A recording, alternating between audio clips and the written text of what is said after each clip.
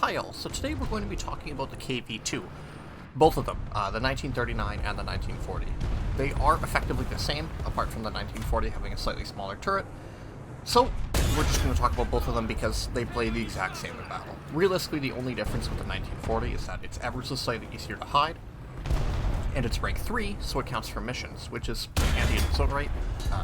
But other than that, they are basically the exact same. So, we're just going to talk about both of them because there's no reason not to.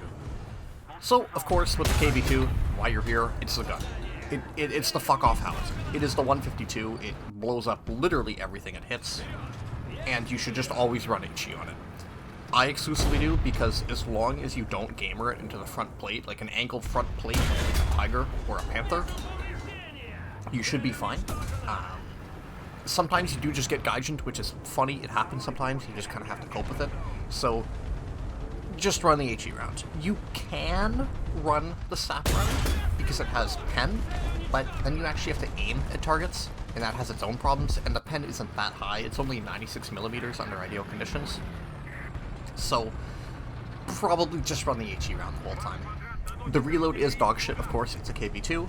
Even with an ace, it's 33 seconds, so you better poke, kill, hide, because you're going to be out for a while, and if you miss that shot or you get Gaijined, you are fucked. Like, there's nothing you can do. You're going to have to sit away and reload and just cope for a little bit. The velocity is surprisingly okay. It takes a little bit to get a feel for, but if you can kind of mentally zone ranges in War Thunder, you shouldn't really have an issue. It doesn't work good at long range, but it's 3.7. You don't really have to worry about long range too much. Speaking of, everything about this tank is pretty mediocre at 3.7. The armor, in theory, it's a KV series. It would be great. It's not. The turret is completely flat.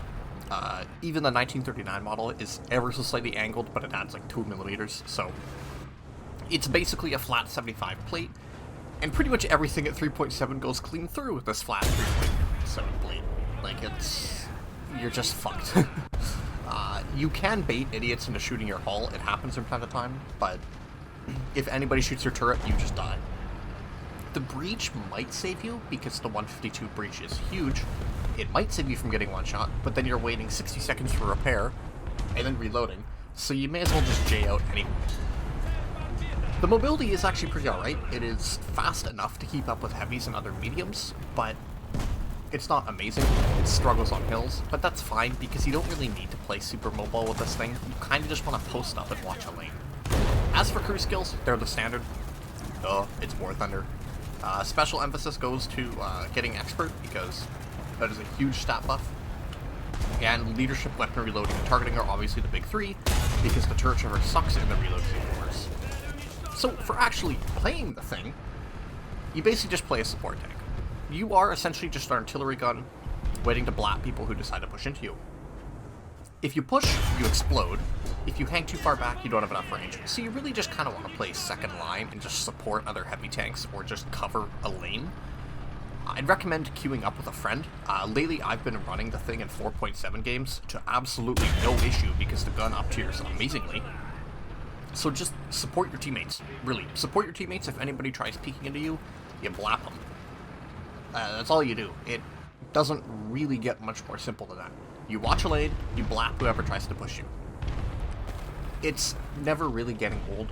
Like, I've been playing the KV-2 a lot, and just blapping some shitty Panzer or something is hilarious every single time because it's the KV-2. It's a funny tank to play. So, as for the 1940 version specifically, it is a coupon vehicle, and it's an 8-year-old coupon vehicle. It's about 100 Gaijin as of time of writing this script. So whether you can justify $100 on a KV-2 is up to you.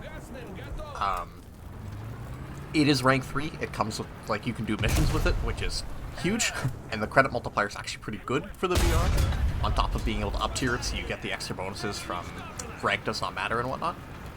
But it's pretty damn expensive for a KV-2. On the whole, both versions are excellent. Like I said earlier, there's really no difference between the two of them. The 1941 is iconic, but the 1939 plays exactly the same.